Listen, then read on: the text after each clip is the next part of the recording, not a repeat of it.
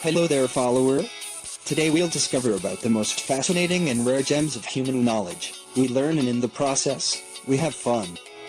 Every week we publish 3 or more amazing lists packed with as many new facts as possible. You will always leave here smarter than when you arrived. Come in and join our tribe of enthusiastic and friendly folk. People just like you crazy about learning something new and, more importantly, something you can tell your friends about. And please don't forget to subscribe to our channel to be at the edge of top facts every week.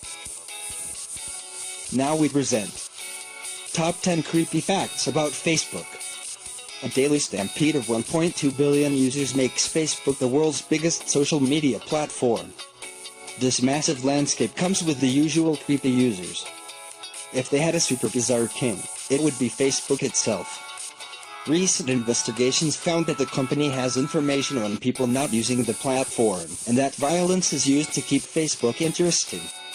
While its moderators struggle with PTSD, the company also wants users' bank details, phone calls, and know the last time when they had sex. Number 10. Brain scans can see Facebook. Most people have experienced the obsessive compulsion to check their Facebook page. Some might even experience withdrawal symptoms. Researchers decided to see if this so-called Facebook addiction showed up in the brain like a drug. The study was small and by no means conclusive, but the results were interesting. In 2014, 20 volunteers answered questions about their Facebook habits and were diagnosed with a mild addiction. Afterward, each had their brain scanned while viewing images and pushing a button. The pictures rotated between Facebook-related pictures and road signs. The participants could choose when to push the button, but those who scored higher on the addiction survey turned trigger-happy when Facebook popped up. The scans showed that the platform caused a powerful response in the brain. Similar to cocaine users, the impulsive regions lit up. However, there was a big difference between people addicted to drugs and those hooked on Facebook. A cocaine addict's prefrontal cortex is underactive. This region controls the impulsive areas of the brain, and it worked just fine in the Facebook volunteers. In other words, social media addicts are not driven by real cravings they have no control over, but instead a complex mix of habit, cultural and social factors. Number 9. Users have a reputation score. Reporting legitimate posts as false news is a problem on social media. To fight this, Facebook devised its own system to identify guilty users.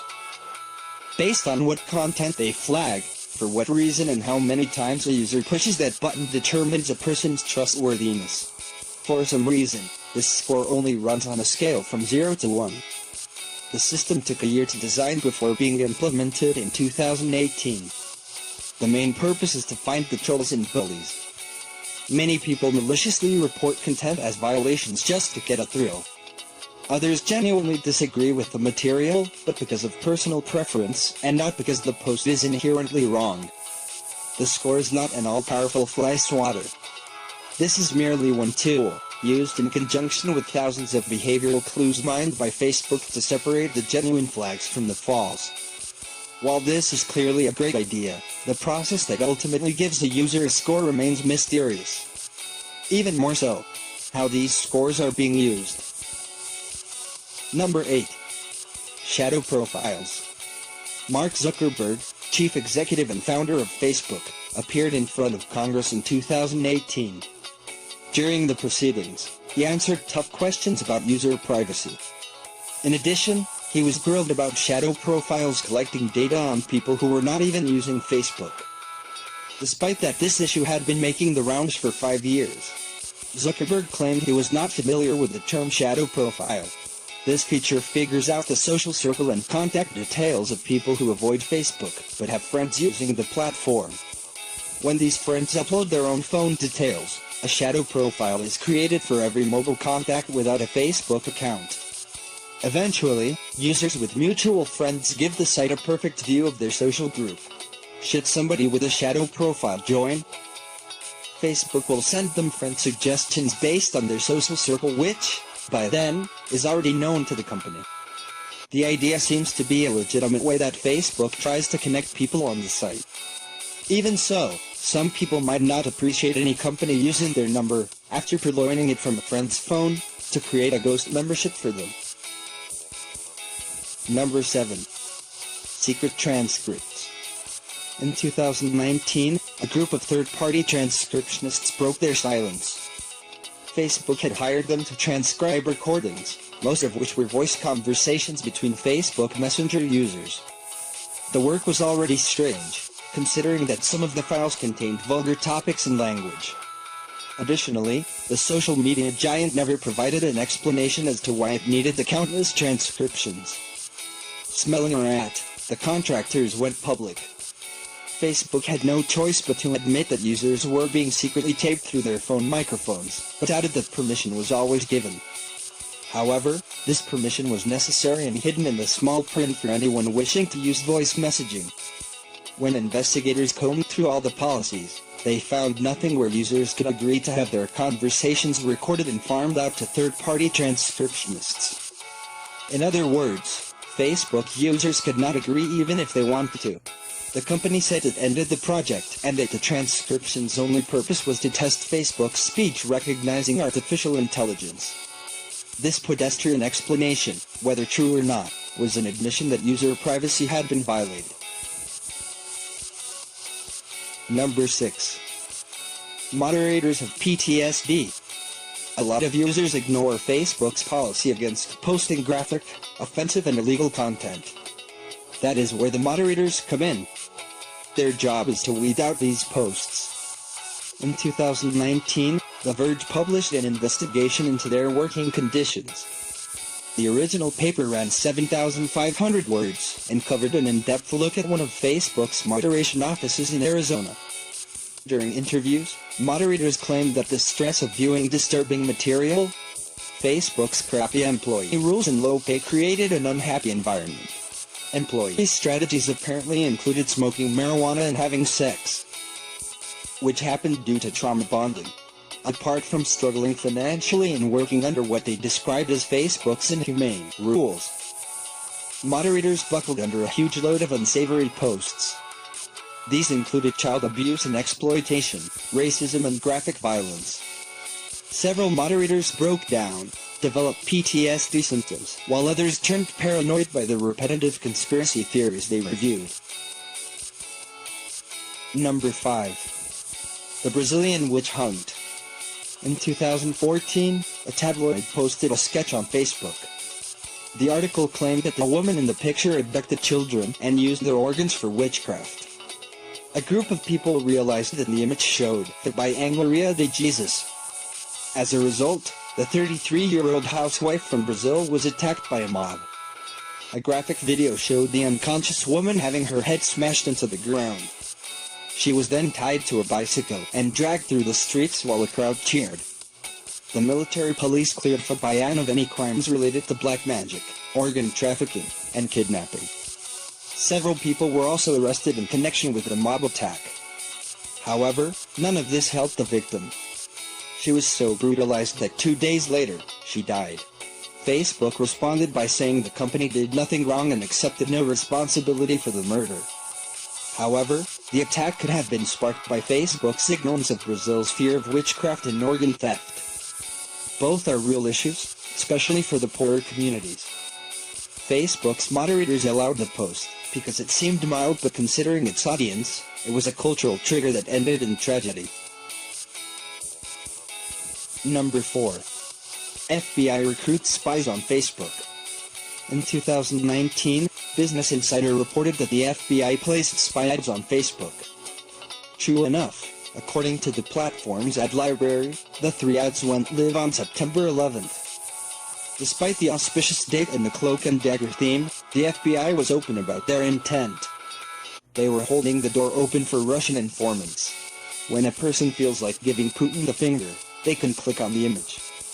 The ad leads the future spy to another website. This page belongs to the FBI's Washington Field Office Counterintelligence Program. A message, written in both English and Russian, informs the reader that the United States uses intelligence on foreign nations to protect its own citizens. Anyone with useful information is invited to meet with the FBI in person. This may seem like a strange suggestion, but the fact is that 99% of Russian spies just walk into the relevant building and start spilling. When asked why they targeted the Russians, the Bureau would only reveal that the vast number of active Soviet operatives posed a security risk. Number 3. Facebook follows sex and periods.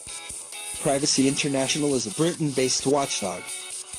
In 2019, it discovered that Facebook had a creepy habit of following women's periods and the last time they had sex.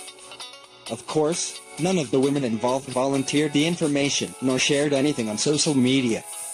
They made the mistake of trusting two period tracking apps. Named Maya and MiaFem, users entered information to manage their health, birth control, and even help themselves to conceive. The two apps, however, shared these details without permission with third parties that included Facebook.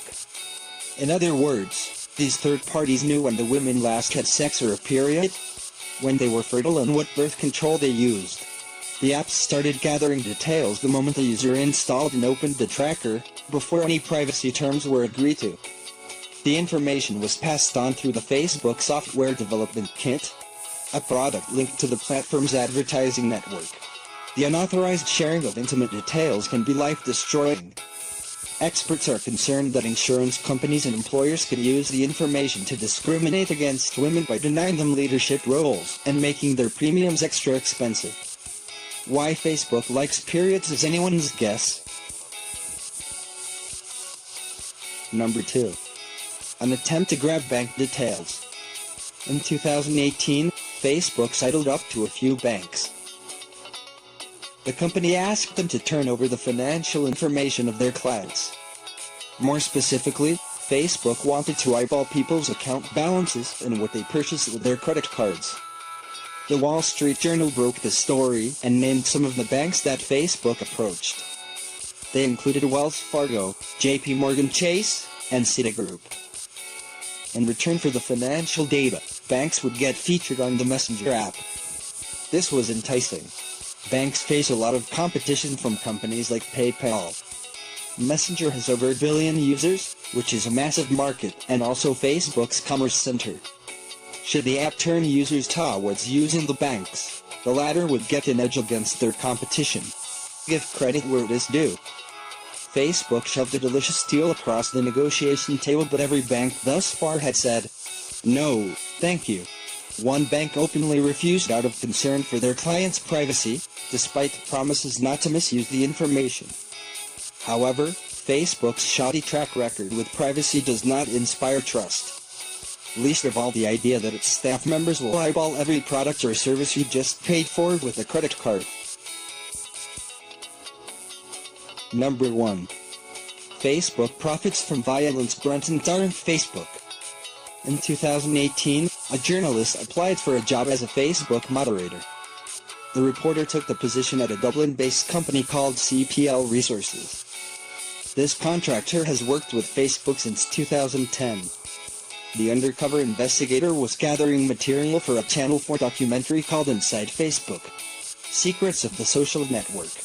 The training CPL provided was based on Facebook's community standards. It soon became clear that not all abuse was created equal. The false employee was told to allow certain offensive posts. The training officer then provided 2 examples. One was real footage of a toddler being beaten by a grown man. The video was flagged as inappropriate in 2012, but still floated around on Facebook. Another was a meme showing a little girl being drowned with the words, "When your daughter's first crush is a little Negro boy," when Channel 4 brought it to Facebook's attention. The platform said that both should have been deleted. It beggars belief that 2 graphic posts slipped through the cracks before being chosen as training material.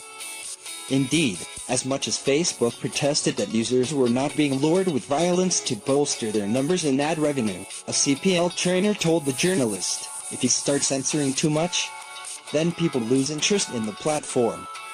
It's all about making money at the end of the day." And this way we finish the top 10 for today at Matter of Fact, the Untold Facts, where you discover the most fascinating facts of human knowledge. And don't forget to subscribe to our channel to be at the edge of top facts every week and amaze your friends with some kickoff knowledge.